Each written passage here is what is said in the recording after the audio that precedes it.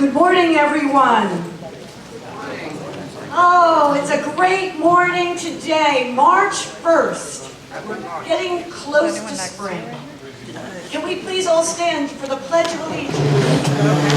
I guess so. Don't move this table. I pledge allegiance to the flag of the United States of America and to the republic for which it stands, one nation, under God, indivisible, with liberty and justice for all. And I see Representative Skidmore back there, yes. Good thing I have my glasses on today. We'll hear from her as well. Well, it's been a busy month. Really, we had a terrific expo, and you saw it if you get our hard copy of our newsletter right there. We had a collage, and we give you all sorts of important information. Just a few announcements, and you know I do quickly go over the announcements, but first we say about the distinguished guests that are here. Usually it would be my Executive Vice President, but he is away right now. So we had Ed Saul from Vice Mayor Sachs's office, Jose Mancover from Commissioner Woodward's office, Layla Basili from Supervisor of Elections, Kim Rayner from the Supervisor of Elections, Wendy Mike Pratt from Dorothy Jack's Property Appraiser's office, Gwen Gonzalez, legal aid to Representative Skidmore, Chris King, our major from PBSO, Kelly's going to be speaking, Cheryl McCoy from the Clerk of the Court, Keith McIntosh from the Tax Collector's Office, and Evelyn Duplessis from Aide to Senator Berman. And Lieutenant Wink, John Wink, he's here as well. Okay, great. Well, it's great to see you all. I'll give everybody a round of applause for coming. Great. You know, we have elections for the Alliance in March, that's today, and we have announced it 2 months ago when we had a meeting, and we also put it in our newsletter here. We really need people who have some skills, like skills with social media and website, Excel, billing, accounting. So please see me. We have our officers that were up for election this year. We don't need to have elections since nobody else has wanted to step up here, but we're going to get some. We're going to get one of you, or two of you. We have 2 openings on the board. So we have Jörg Freund and myself, Carol Klausner, Arnie Katz, Judy Goldberg, Norma Arnold, and Susie Zuckerman, and they just got reappointed here. Congratulations. Well, we do have 2 openings, and if you have any sort of, you're a worker, every single person here has a job. I go right down the road and tell you all the jobs, but you hear about that when we have our breakfast, our annual breakfast. Remember, dues is due, and a lot of people already have sent in their dues, the associations, but you have to be paid up in order to go to that terrific breakfast, which will be in June at a local country club, and it really is fantastic. So make sure the dues go back to your association, make sure they've been paid. Like I said, the Mature Driver course, March 23rd, and just read the newsletter for important information. And we've the development update. We always like to hear a little bit of a development update. You know the Alliance was in the newspaper yesterday, right? Work on Lyons Road still on a rocky path. I was quoted, and my director, Jörg Freund, was quoted. He lives in the Bridges. So we just let them know that we need it yesterday. We need it expanded yesterday. Oh, doesn't that sound familiar? What about Atlantic Avenue?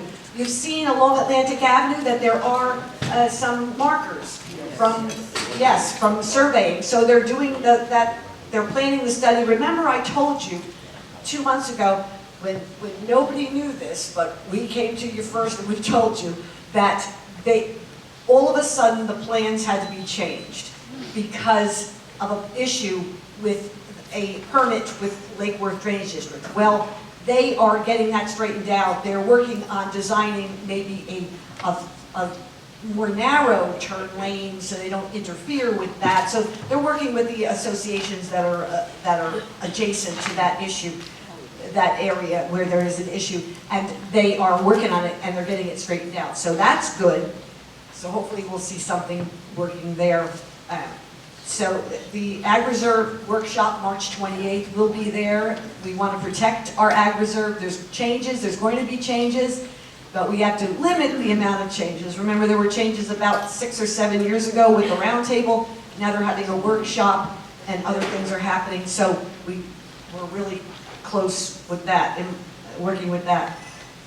And the other thing is the Delray Beach Golf Course. Our associations out there, you know, we go from the Everglades to the ocean, and our associations over in Delray, we've got Fairways, we've got Clearbrook, Hamlet, they're calling out to us to ask for help with this golf course to make it the best that we can for the public and also limit the amount of trips, the traffic there. And we've already written a letter explaining that there are 4 new major communities that have been built all around on Congress and Atlantic, close to the golf course, over 800 units. That's adding a lot of traffic there. They're talking about putting some possible multi-family housing or a hotel there. We are watching it closely, and we're really letting them know that we have to watch that traffic study. The city is a little different than the county. The way they go through their planning and zoning, it is a little different.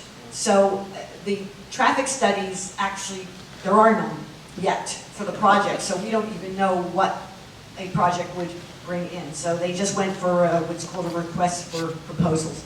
So it's going to be a little bit of a road for that, a long road, but tomorrow's a big meeting, be all day, and I'll be attending that. Well, we've got our first responders. At the beginning of the meeting, we hear from our first responders. Can we please have is Captain Sant here? Great to see you, Captain Sant.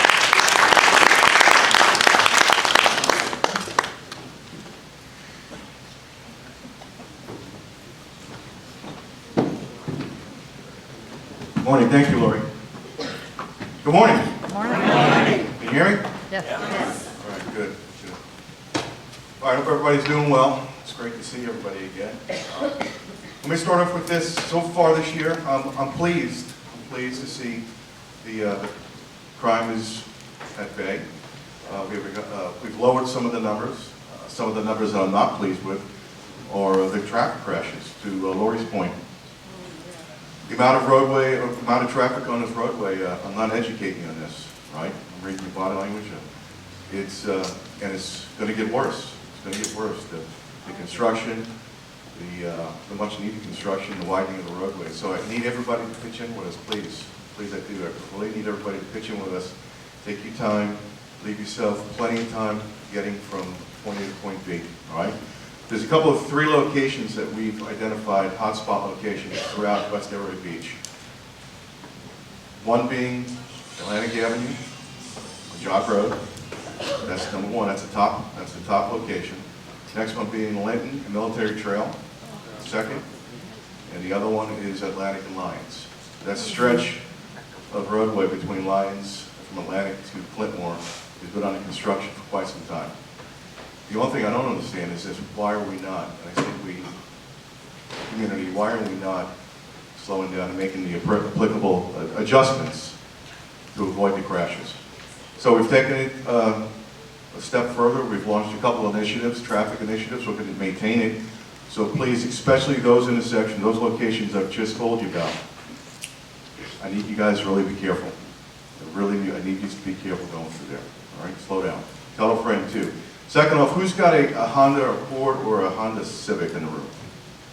Don't worry about it. It's not being ticketed outside. I'm just throwing it out there. I'll tell you why in a minute. Anybody drive a Honda Civic or Accord? All right. Zero. So the reason why I say that is because criminals have been targeting these vehicles. And somehow, I don't know how they're doing it. I wish they would put a little more time into their education. using it for useful purposes for society than criminal activity. They figured out a way to defeat the locking system and the ignition to where they're getting into the car and stealing the car without having to break or damage the car. Pretty bad. All right, so what I want you guys all to do and continue to do, maintain your situational awareness where you park your car, know what's around you. And please, please do not leave any kind of valuables in plain sight, because a lot of them that are not stealing the car, they're taking all the stuff that they see inside the car. All right? Last but not least, we have a couple of training events coming up. I'm sure you guys have heard, but I'm going to put it out there again. March 2nd, we'll be here tomorrow for the anti-Semitism event that's Mayor Weiss is putting on, so please do your best to be here. And March 16th, very important, Outsmart the Scammers. Our vast unit will be here. We're going to do a big presentation on how to avoid becoming a victim of scams. And if you are a victim of scams, how to roll it all back and how to put things back in order again. It's probably one of the most stressful things that I've seen come across my desk of people being scammed. And typically it's after the fact we find out that it's occurred, and then the problem starts with how do we recover from that. There's a lot of things to do. All right, as always, if you guys ever need me, you guys know where to find me. I'm only a call or a stop away. Have a great day, and I'll see you guys next month. Thank you so much for attending the meeting. We have Chief Bill Stansberry now. Great to see you today. Give him a round of applause.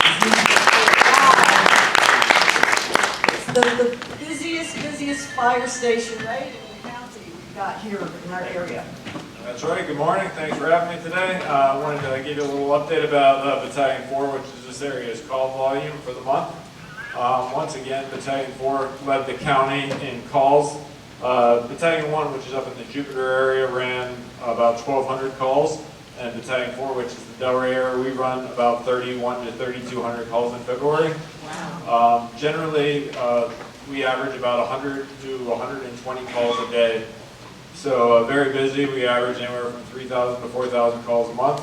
Our busiest station is either 45, which is on Linton Jog, or 41, which is on Woolride Military. And they average over, they had the month, 45 had almost 600 calls for the month of February. So very busy.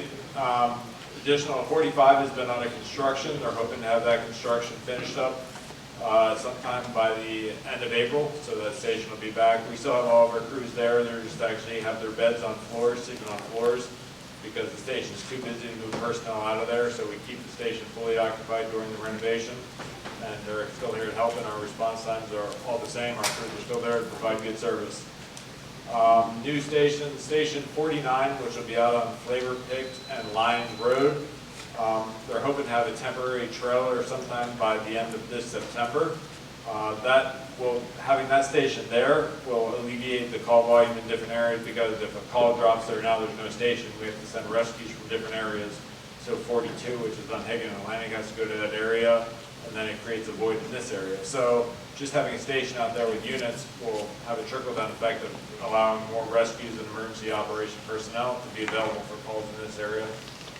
So that's exciting that will be there. I heard someone talking about the Lions Road expansion. They're going to be paving Flavor Pick Road from Lions to 441, which will allow Station 49, when it's operational, to be able to go out quickly to 441 and the Lions and get north and south quickly. And then there's also Station 40, which will be up on La Chalet and Military Trail. That's north of this area. But once again, trickle-down effect. That area right now does not have a station, so whenever there's a call in that area, rescue trucks from this area have to go up there to handle the calls. So that'll just allow more units to be available.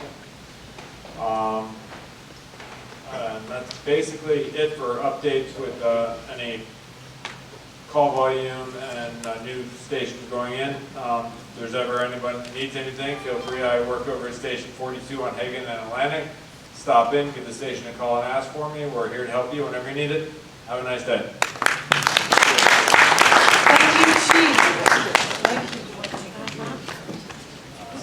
Thank you so much. How are the bagels today, everybody? Yeah, great. It comes from Bagel Twins today. We usually have Way Beyond Bagels, but they're closing up for a while, so I like bagel twins. They got great bagels. Great. So we've got Representative Kelly Skidmore. Thank you for attending today.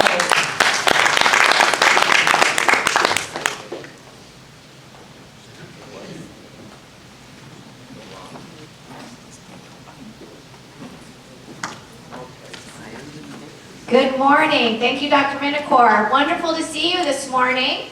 I'm Kelly Skidmore. I'm State Representative for District 92, which is parts of Western Boca Raton, Delray Beach, and Boynton Beach. It's an honor to serve you in the Florida House of Representatives, and I'm excited to be heading up there over the weekend for the beginning of our legislative session. We have been in committee weeks for the last couple of months. We've had a couple of special sessions in there as well, where we addressed property insurance and some other legislation, somewhat controversial and somewhat not to the level of needing a special session, but we're in unique times. So we will start our regular 60-day legislative session on Tuesday. Interestingly, in the Florida Constitution, the legislative session will start on the first Tuesday after the first Monday in March. So that's how it's written. And that was, we never start on Monday because there was a time, that was a travel day. And you couldn't travel on Sunday back in the day because that was the day of rest for a lot of folks. So that's how it's written into the Constitution. So we always start on a Tuesday. We're 60 consecutive days until we finish, unless we don't finish. The only thing that we are required to do by Constitution is pass the budget. All the other stuff that we do, we don't have to. So the 3,000 bills that will get filed and the maybe 300 or so bills that get passed by both chambers and sent to the governor, we don't have to do any of them except the budget. That is usually reserved for the beginning of April, when we have very specific committees and meetings in regard to the appropriations. So we have a $115 billion budget in the state of Florida, and it is the job of the legislature to appropriate those funds. So the Department of Health, the Department of Transportation, the Department of Education, they all have their allocations, and we divvy up the money as we see fit, as we think it should be divvied. We have some controversial bills that we're going to listen to during the legislative session. We have permitless carry, which allows people to carry a concealed weapon without having to have a permit or a registration of any kind or training of any kind. We have HB1, which is universal vouchers for public education. So children who are enrolled in public schools, their parents would just get the money that is allocated per pupil, and they could go wherever they wanted to go, whatever school they wanted to go to with that money. Some of us are very concerned about what that does to public education as a rule. It always made me think, like, for those of us who don't have kids in public schools, we don't get to dictate where that money goes. We don't get to say that, well, we'd rather, if you would just give me that money, I could find a better place to put it. So I think that we all have to understand what the foundation of public education is in the state of Florida. So many of my colleagues will be opposed to that legislation, but many of my colleagues will support that legislation. So we'll have a bit of a battle in regard to vouchers, scholarships, and how they get funded. So that's the big question. We will likely have some other controversial bills on abortion, on immigration, but while that may be the bulk of what you see in the media, understand that of those 10 or 12 issues that divide the legislature, the other 300 are usually unanimous. So we work together very closely, although it doesn't always appear that way when you see when we're fighting, because that's what people are actually interested in reading, as opposed to that we're all getting along and we're working on a lot of really good things that impact you. We will not likely take up property insurance again because we've had 2 special sessions on that. I don't think we've done enough to help the consumer We've done quite a bit to help the insurance companies and the insurance that the insurance companies need.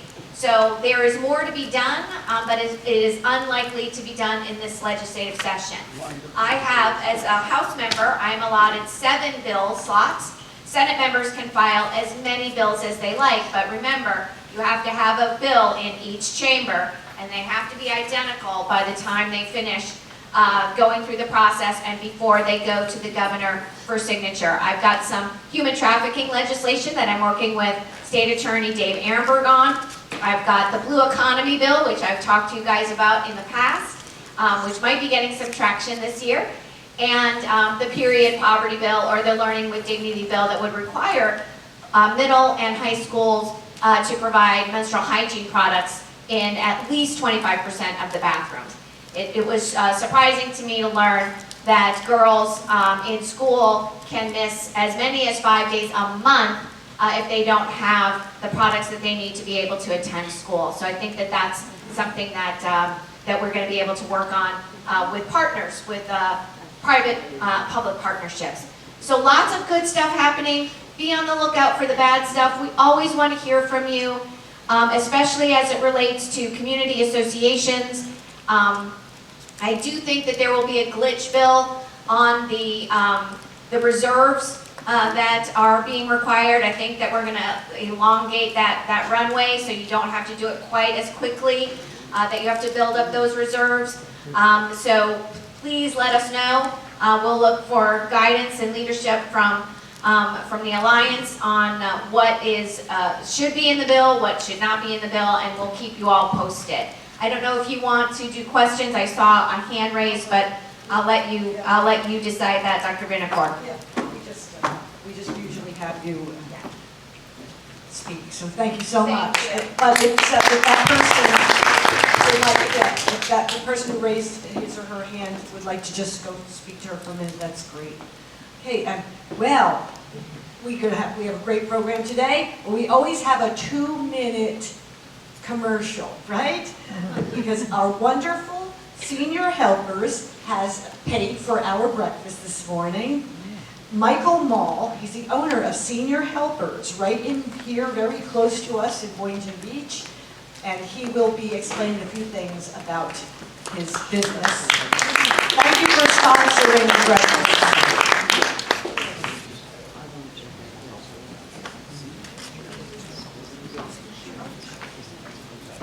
Hello and good morning, everybody. My name is Mike Mull, and thank you very much for allowing me to sponsor again this year. It's an informative meeting, and I want to thank our first responders again for doing such an amazing job in such tough circumstances. I am the owner of Senior Helpers. We have been in business for 16 years. We are an accredited and licensed home health care agency providing actual employees. Florida is one of the few states that allows for companies to be either an independent contractor company or a employee-based company. So it's a big difference on how it is, and I left some information on the difference. So all of our caregivers that we give to you, all my staff, are my own W-2 employees, workers' comp, liability insurance, license, bond insured. We have a nurse that oversees all of our care, and we still provide care even in these days from 1 hour up to 24/7, which is very hard to do with getting the talented and correct quality control in here. I wish you all well. If you have any questions, I'll be in the back, but thank you all for allowing me to sponsor, and thank you very much. Thank you. Thank you for attending today. Right there is your phone. Great. Well, here we get on to it. We have today, very special. We've had the Solid Waste Authority here before, but we've actually never had the executive director of the Solid Waste Authority actually speak to us. And that is Dan Pellowitz. And he's excellent. He runs this multi-million-dollar corporation, right? It's a corporation for sure, the Solid Waste Authority. This is something every day we see it. This is all about, today it's all about us and taking care of the integrated solid waste management system and where we all fit in, and we'll learn some new things. We have Dan Pellowitz.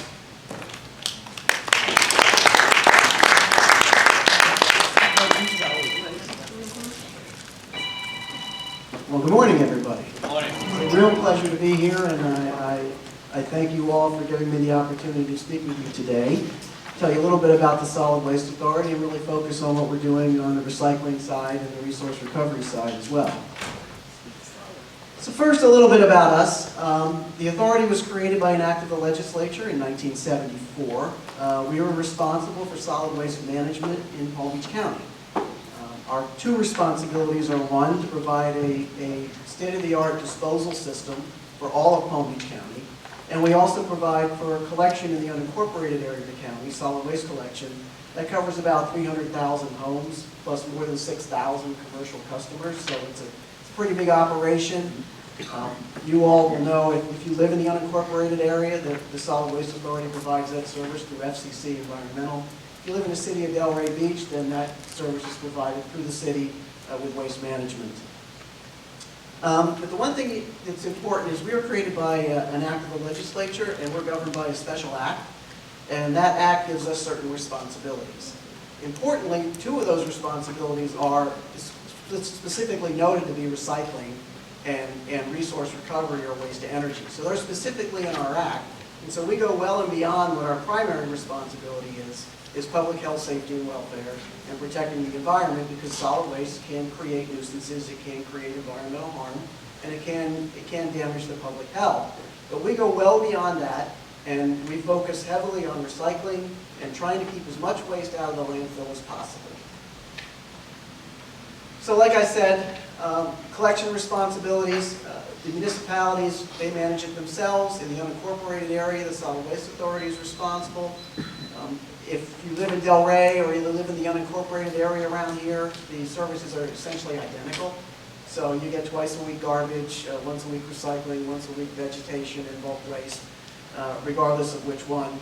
I can answer some questions about that later if you have any, but we'll get into that. The one thing I want to point out today is we hear a lot from a lot of people about, well, are you really recycling? Are the recycling markets really there? Because a lot of people have heard about what happened with China and cutting off the import of recyclables into China, and it's severely impacted the industry. And if you read the Wall Street Journal, the New York Times, you'll hear about communities that stopped recycling. And they stopped it maybe for economic reasons or because they didn't have outlets for the material that were cost effective. I'm here to assure you that recycling is very, very strong in Palm Beach County. And why is that? Well, there are basically two types of recycling the way it's done. There are single stream recycling, which a lot of people who come from up north or from around the country, most of the country does single stream. And that means that you have the blue and yellow bins like you see here, where you're separating out the containers from the fiber. In a lot of areas of the country, in most areas of the country, there's one large container that would be similar to your garbage cart that all of that stuff goes into together. And there's a really big advantage to the assistance that the public provides in doing that initial sort. And that advantage is you get the material that comes out of that program is much, much cleaner. It's a lot more marketable. And so where we've seen issues with people being able, other communities being able to run their recycling programs, those issues never existed in Palm Beach County because we never switched to single stream when everybody else did. We knew dual stream was the better way to go. We've marketed our own material for about 30 years, and so we do produce a much cleaner product. Contamination rate in single stream can run as high as 50%. It averages about 30%. That means 30% of the material that goes into that bin is not recyclable. It contaminates the load and makes what ultimately comes out of that facility a lot less marketable. So with recycling, the one thing to remember is if we can't move it into commerce, we can't include it in the program. Because all we're doing is spending a lot of money to collect material that ultimately is going to end up being disposed of. So that's the one thing to remember, and our contamination rate is about 10%. So it's very, very good. You'll see this. I think we've got some of these around. We've got refrigerator magnets that look like this. This is our program, and this is how we market our program. It's called Recycle Right. So what we try to do is encourage people to put the proper materials in the bins so that what we end up with at the end is something that we can sell to the paper mill, or we can sell to the plastic remanufacturers, or these other folks. It's really important to pay attention to this. The reason is, number one, is if you put things in here, as I've said, you could contaminate the load. We could have an entire 20-ton tractor trailer load of baled plastic rejected by the mill over contamination that exceeds their limits. So that's a critical aspect of it. If you have any questions about what can go in the bin and what shouldn't go in the bin, this is all available online at www.swA.org, or also in front of you, I believe, and we have these cards available as well. So that's really important to keep in mind.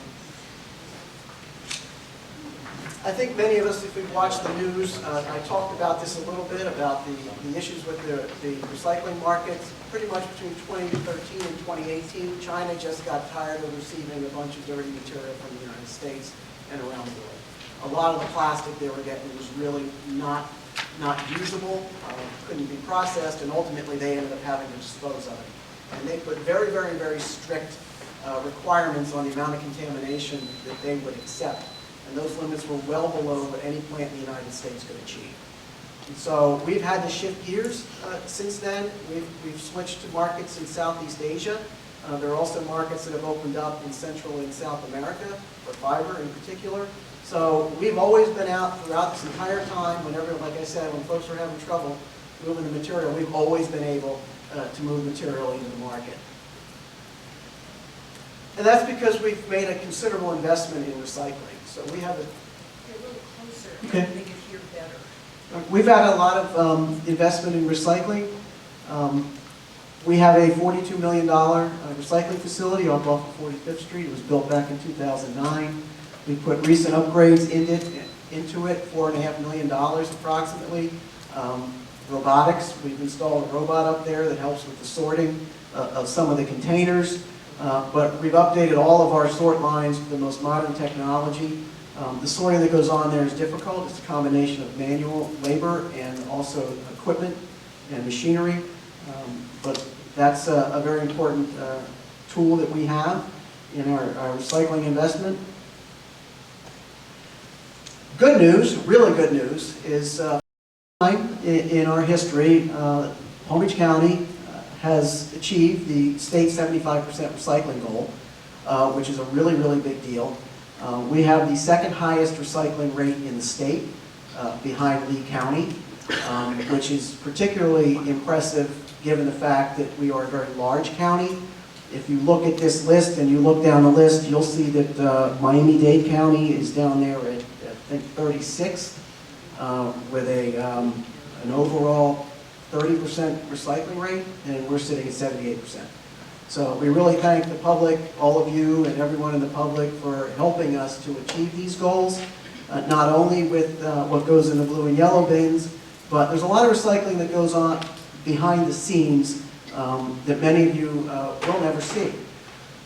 This county recycles almost 800,000 tons a year of construction and demolition debris.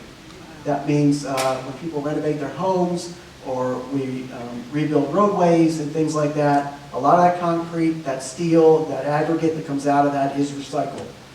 Additionally, we recycle 282, almost 300,000 tons of vegetation.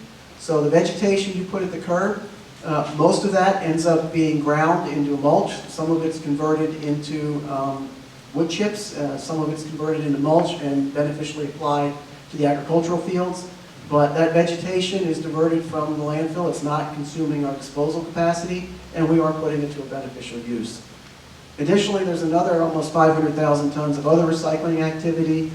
That includes the ash from our waste energy plants being reused as cover on the landfill. And there are a lot of other things out there too, textiles being recycled, tires and rubber being recycled. All of this is compiled every year and reported to the state, and that's how we end up with that overall recycling rate. One thing you might not know about is we also have what is referred to as a biosolids processing facility, and it's been online since 2009. This facility is operated in partnership with the 6 largest wastewater treatment plants in the county. The important thing here is the solids that result from the wastewater treatment process are delivered to this facility. Those solids are dried and pelletized using landfill gas recovered from the landfill, as well as natural gas, and converted to a Class AA fertilizer product. So, you may not know this, but if you flush it or you put it down the disposal, the solids that remain at the end of the process at the wastewater treatment plant come to us, and it's turned into fertilizer. And there's a picture of the facility that's up off of 45th Street as well. There are two transfer stations in South County you may be familiar with. One is in East Del Rey off of Linton and 4th, and the other one is on 441 north of Atlantic. Those are facilities where we take the little trucks and load their contents into big trucks. It's about a 6.5 to 1 ratio of inbound to outbound, but this enables us to run our system. It eliminates all of those trucks having to descend on North County off of 45th Street to deliver their waste. So this reduces traffic, it reduces emissions, it reduces fuel utilization, and so those are there. And so if you have or you know anyone who has something to dispose of themselves rather than putting it at the curb, you can come to these facilities and drop it off. But more importantly, at these facilities, we also have our home chemical recycling centers. So we have 7 home chemical and recycling centers throughout the county. 6 of them are at transfer stations, 1 is up on our main campus. We encourage everyone to use these facilities. Paint, pesticide, pool chemicals, use motor oil, fuels, electronics, all of these things we'd like to keep out of the waste stream. And it's important, there are avenues for the reuse of these materials and the proper disposal of these, and so we really, really encourage everyone to use these facilities. They're free of charge to the public. We have a for-fee program for small businesses that don't meet the threshold under federal requirements for the management of hazardous waste. But most of these facilities are self-service. They're well-labeled. You drive up and you'll see where to put everything. But we do have a manned facility out off the Southwest County Transfer Station on 441 north of Atlantic. There are folks there that work for us who will help you unload it from your car, from your trunk, and they'll take care of it. So we encourage everyone to take advantage of that as much as possible. The one big push we have right now has to do with lithium-ion batteries. These are a major fire hazard. When these things get crushed, they heat up and they burn hot for a long time. Fires in solid waste management are a serious problem, and they're getting worse because of these lithium-ion batteries. Most of them, you will know, they're the batteries that you have, rechargeable batteries for your tools, some of the toys. There's even a tiny little battery in a lot of these greeting cards that sing a song to you when you open them up. Every one of those, when crushed, can cause a fire. And so what we're asking everybody to do is pay particular attention to not put these batteries in your garbage and don't put them in your recycling bins. You can drop them off at our home chemical recycling centers, or you can take them to some of the big box stores where they'll have a container in the front right where you come in, where you can put them into. Our latest initiative right now has to do with what you see on your screen. Is I've asked our public affairs folks to put together a sticker to warn people not to put these in the garbage. Our objective is throughout the unincorporated area to get one of these on every one of those garbage carts on the top, on the lid, so that everybody knows every time they go to that cart, they're going to see that and realize that they should not be putting these batteries in there. There was just a big fire at the waste energy plant in Miami-Dade County. You might have seen it in the news. It basically destroyed a big section of the building, and they're probably going to be down for a couple of years because the fire broke out in their fuel storage building, and that building had completely collapsed. We've seen garbage trucks catch on fire, have to dump their loads on the street in order to prevent losing the entire $300,000 truck. And we've had fires ourselves at the recycling plant and in the waste, and on the tipping floors of the waste energy plant. These things are a problem, and we're asking everyone to be really vigilant and help us out and not put these into the garbage or in the recycling bin. So this is what the home chemical center looks like. As you see, everything is labeled. You probably pull in there with the average person, you'd be there less than 5 minutes. It's pretty easy to figure out. You'll see the electronics are sitting there as well. That's one of our biggest components now is electronics. I talked a little bit about renewable energy. So Palm Beach County, we have 2 renewable energy facilities. They're waste energy facilities. We have 5,000 tons per day of capacity. It is the largest concentrated waste energy capacity in the country. We've been doing waste energy for more than 30 years. The first facility, we call it REF 1. It's about 800,000 tons a year of capacity. It's been in operation since 1989. It was completely refurbished in 2009. And we have our new renewable energy facility number 2, which is the cleanest waste energy facility in the world. I'm not saying that, other people have said it, so I'm just repeating it. But it is the cleanest in the world. It's built to all the most modern standards that European plants are built to. It's been operational since 2015. It also has some sustainability features built into it. We harvest rainwater from the roofs of the building and use it for processed water. We have an education center there where we do a lot of tours.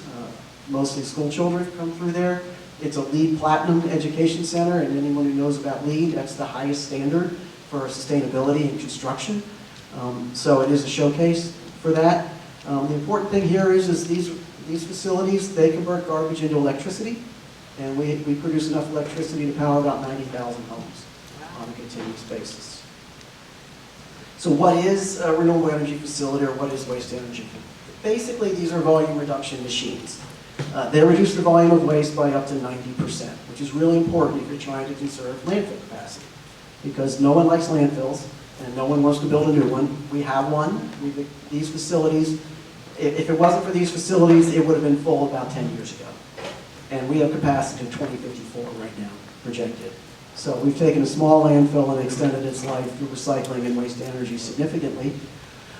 The other thing to remember is that these facilities recover resources that if we didn't do this would be entombed in a landfill forever.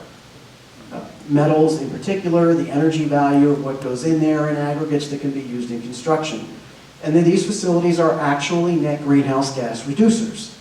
And they do this despite the fact that they produce CO2 out the stack. They do this because first they avoid the methane generation from landfills, which is about 30 times more potent a greenhouse gas than CO2 is. And so when you can eliminate that methane generation, it makes a real dent in your greenhouse gas footprint. We also recover metals, almost 50,000 tons a year of metals that would otherwise have to be produced from virgin ore. We produce clean, renewable energy from waste that otherwise would have to be produced by fossil fuels.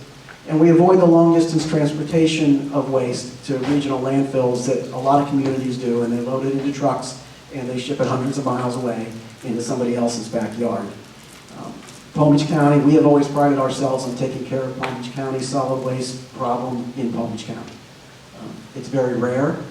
These waste energy facilities enable us to do that, so we're not burdening neighboring communities, and we do it with one of the most state-of-the-art systems in the world. And the new thing I'd like to talk about a little bit is we're actually now able to reuse the ash, the aggregate recovered from the ash that comes out of these plants in construction. So that's a big new initiative right now in asphalt and concrete. That's a picture of Ref 1 is in the background and Ref 2 is in the foreground right there. And again, that's on Jog Road north of 45th Street in West Palm Beach. A little bit on ash reuse. These aggregates can be used in road construction. This is nothing new for Europeans. They've been doing this forever. It's just taken a long time to catch on here in the United States. So we worked extensively with the University of Florida to demonstrate the safety and performance of these aggregates that come out of ash.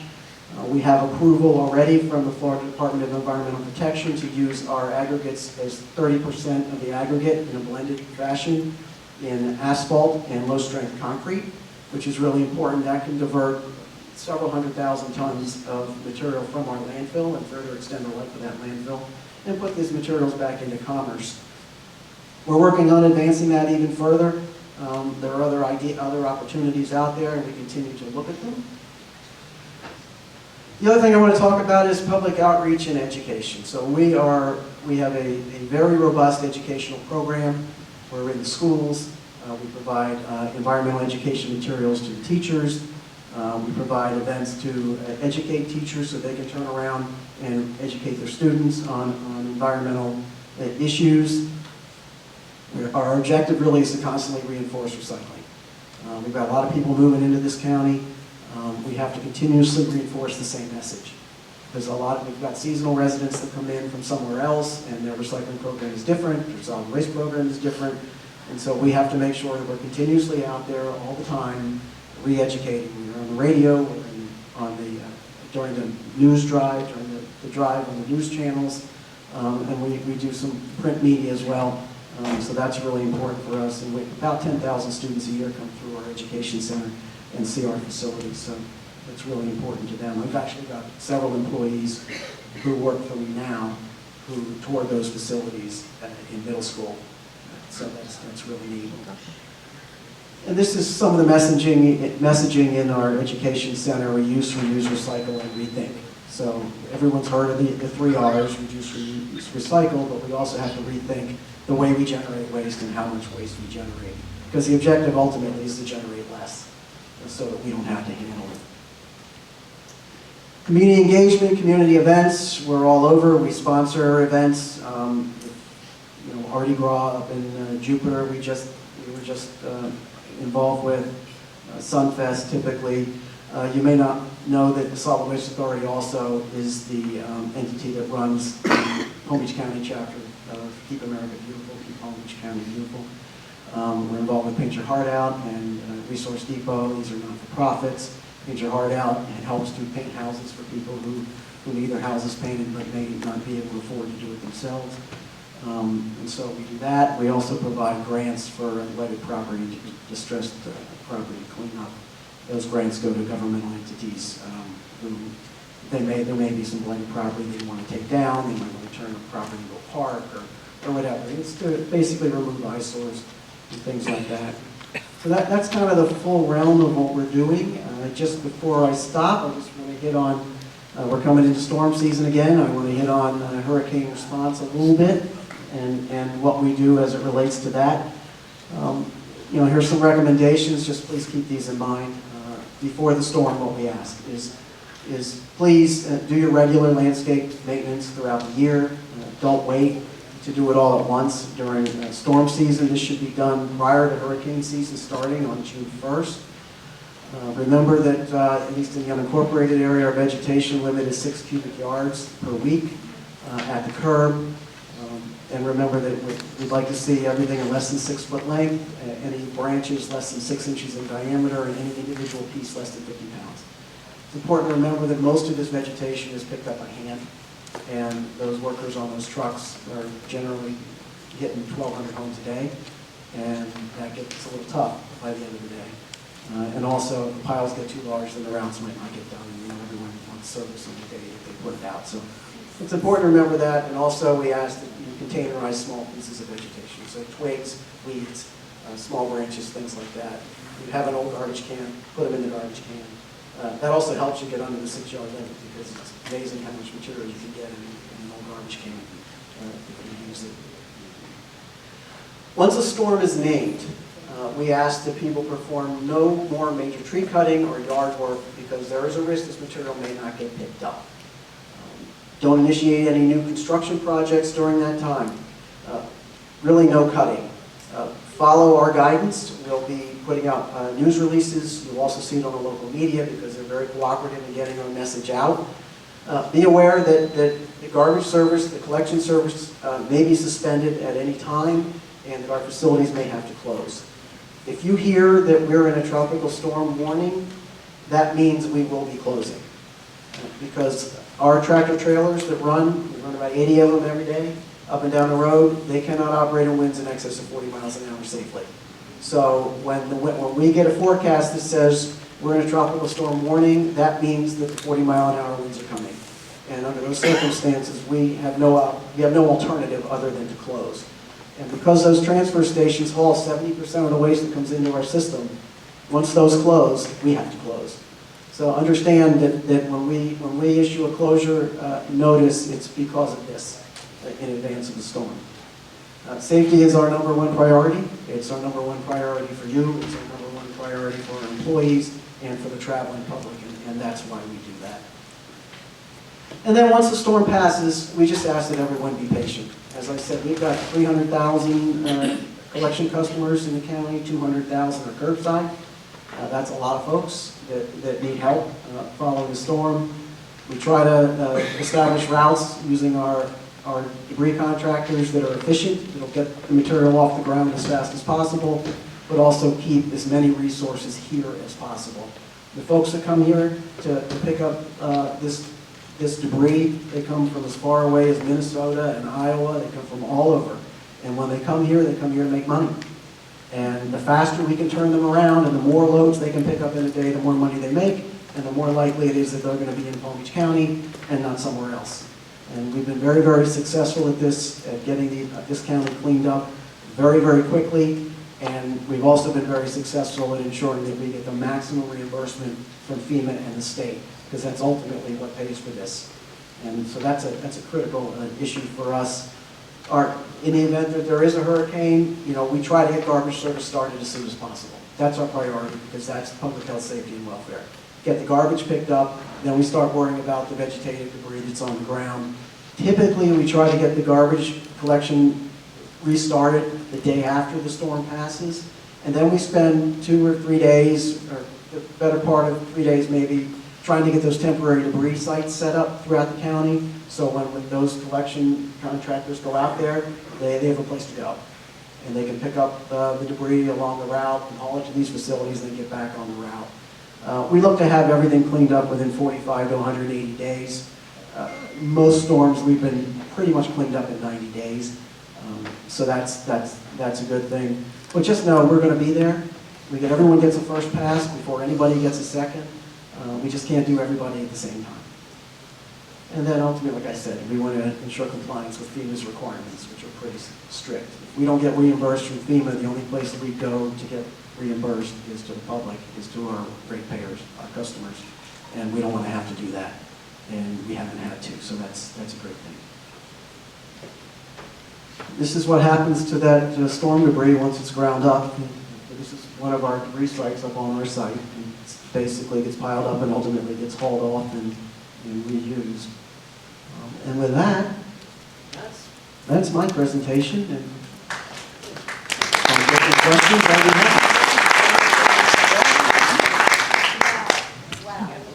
That was great. Big, big business this is. If anybody has a question, you can come right up here. And you don't want to come up here, you just want to ask something from there. Okay, if you could use your teacher's voice. I got a good voice. Yeah, use your teacher's voice. I just am wondering about compost. Is there ever discussed any kind of plan to pick up a composting bin or something so that we're not running everything through the disposal, that they'll take some of those? We have not at this point in time. That's not to say it's not going to happen, but to pick up, say, you mean like food waste separately, that sort of thing. To pick that up would require essentially sending another truck around through the neighborhoods. And right now, we convert food waste into electricity, but we do encourage backyard composting, and we do have some resources available, and it's not difficult. So if you want help with that, we can certainly help you with providing information to do that. But right now, we don't separate food waste and do that. Some other entities do. We constantly look at new alternatives and new things. It's not to say it's not going to happen, but we just don't do it now. Hi, is this on? Yes. I'm Richard Sodas from Floral Lakes. And first of all, I would like to thank your organization for helping us clean up after that tornado. You were wonderful and helped us out a lot. Thank you. We really appreciate that. And Paul Gonsalves is here. He was involved. He's my director of customer service. And also, I'd like to thank FCC Environmental and Waste Pro came in to help them out. So, that was good. That was great. Now, my first question is something I've read, that there are I guess the logo for recycling on certain plastics that you just can't recycle. Is that true? If you look at the bottom of a container, if it's got a number 1 through 7 on it, we can take care of it. As far as things we don't take styrofoam. We don't take plastic bags in the bins. We do have drop-offs at our home chemical recycling centers for plastic bags. We have a cooperative arrangement with Port St. Lucie where we haul that up there and they're combining it with theirs and it's being used. The issue with plastic bags, obviously, is it gets wrapped around the mechanical equipment in the recycling facility and causes it to have to shut down very frequently. So that's the main reason we don't take it. But if it's got a 1 through 7 on the bottom of it, we take it. What about the wrapper that goes around the, let's say, Costco 40 bottles of water? It says it's recyclable. It's a heavy plastic wrapping. Is that also no good? Yeah, we don't take that. We Okay. don't take film. The one thing, they'll put recyclable on a lot of things. Manufacturers do, where they're technically, it's feasible, but that doesn't mean that it's recyclable in your community.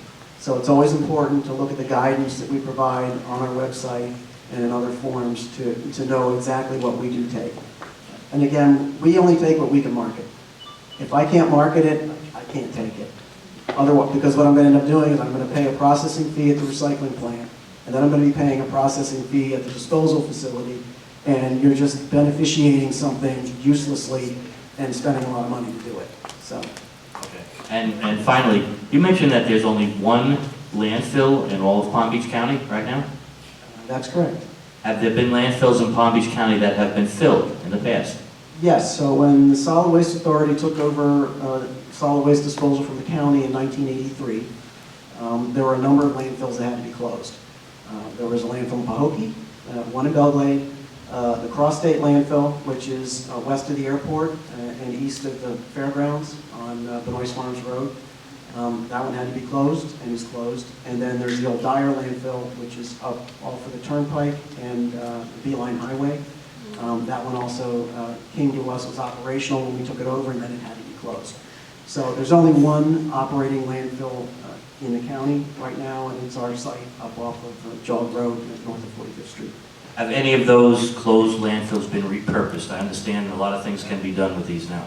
Yes, actually. Anyone who's, I don't know if anyone in here plays golf, but if you've played at Park Ridge Golf Course up on Lantana Road, that is the old Lantana landfill. It's been converted into a golf course.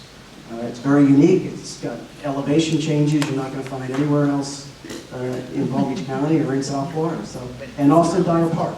So Dyer Park, we have an interlocal agreement with the county, and there is a park at the old Dyer landfill. It's called Dyer Park. There's baseball fields and soccer fields and mountain bike trails and things like that. Thank you. You've been very educational and helpful. Thank you. You're welcome. Okay, great. We've got 2 questions here. I'm starting here and then we'll go.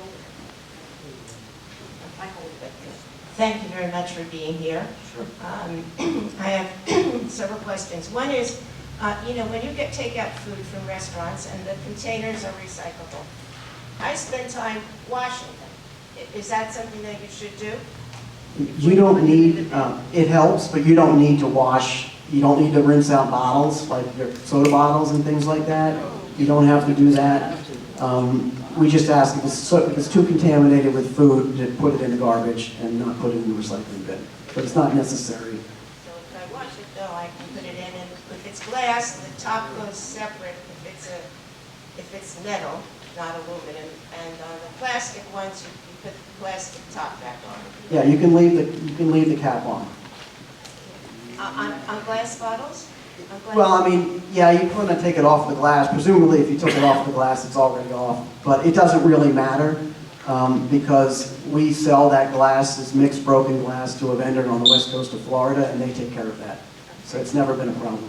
Okay, now, when I have called SW, the recycling, this special number for recycling, they said to me that smaller plastic things should not go in the recycle, should go in the garbage. And I'm just, like, for instance, if you go to the pharmacy, you get prescriptions in those little plastic bottles, the numbers are recyclable, but is the size make a difference? Yes, where and it goes? yes, the reason is those when the material comes into the facility, it goes through a process.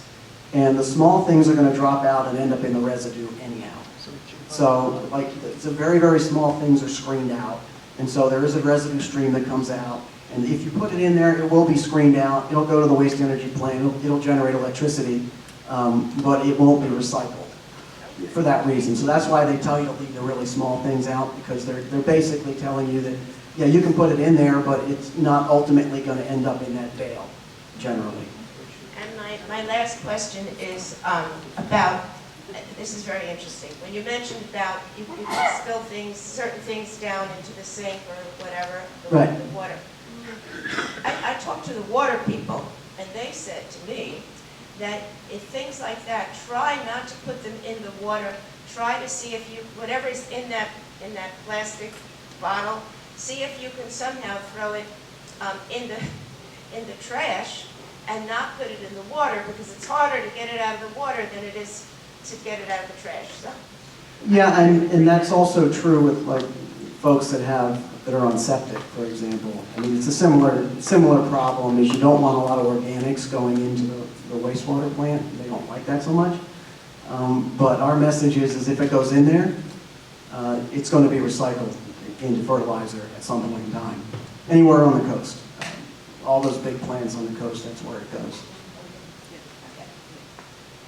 Thank you for being here. I'm Gloria Pressman from Florida Lakes Community here in Delray. A question about the recycle for the electronics and all these. I saw that it said, 441, it's manned. Is there somebody that would help people take the TVs or the printers out of the car for them? Absolutely. They'll take it right out of your trunk. That's important. People should know that. Thank you. Yeah, I've been up there and it comes running out when it's What happens to the electronics? They're largely recycled, so we have a vendor that we have a contract with that comes in and picks them up and they take them. And they basically dismantle them, they recycle the plastic. If it's an old computer, the plastic part comes out. There's a lot of metals in the circuit boards and things like that. They're very good at that. I can't go into details as to how they do it, but I can just tell you what we do with it, which is we get it to them. Oh, hi. My question is really more on the innovation side. I'm a retired mechanical engineer, and I know that we have an organization called ASHRAE that sets standards for energy efficiency that are adapted toward the industry. I was wondering, is there an association of recyclable facilities in the United States that think about innovation? Like, for instance, why don't we have more degradable plastic, biodegradables, so that we don't have to go to this process of recycling plastic that must be thrown away because they cannot be recycled, like the wrapping foods and stuff like that.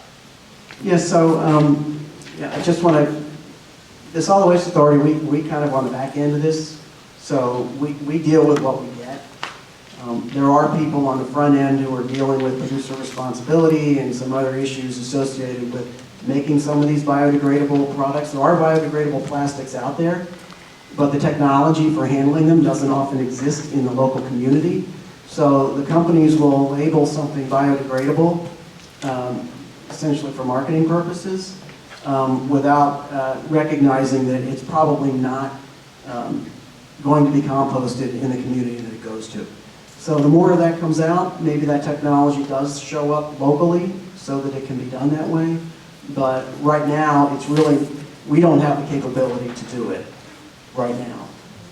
But if they did more of it and it was more readily available, then we would certainly consider it, because it could be a lot easier and more beneficial than baling and loading things up into trucks and shipping them to mills in Georgia and farther away.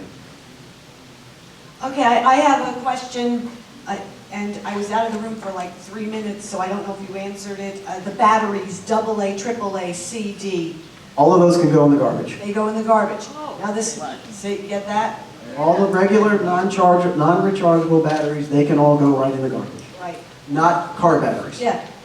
Not car batteries. Not car batteries. So you can't, you don't have an area there to throw those batteries in if people want to throw that. There is an area there to do it, but no, you don't have to. Okay. So those, the little AA's and AAA's and things like that, they can go right there. Okay. The lithium batteries that we're so concerned about that can cause fires, a lot of HOAs and COAs have bins where people will throw their garbage in. Can you send me an 8.5 by 11, a sign, just like the one you showed, so we can send it to email it to all of our communities, and then they can post it above those large bins, or maybe above their trash chutes, or something like that, so that's, because putting those little stickers on top of someone's garbage can is fine, but we're dealing with big associations that have people dispose. So if you can send that to me, I'll get it out to everyone. You ask for it and you'll get it. Thank you.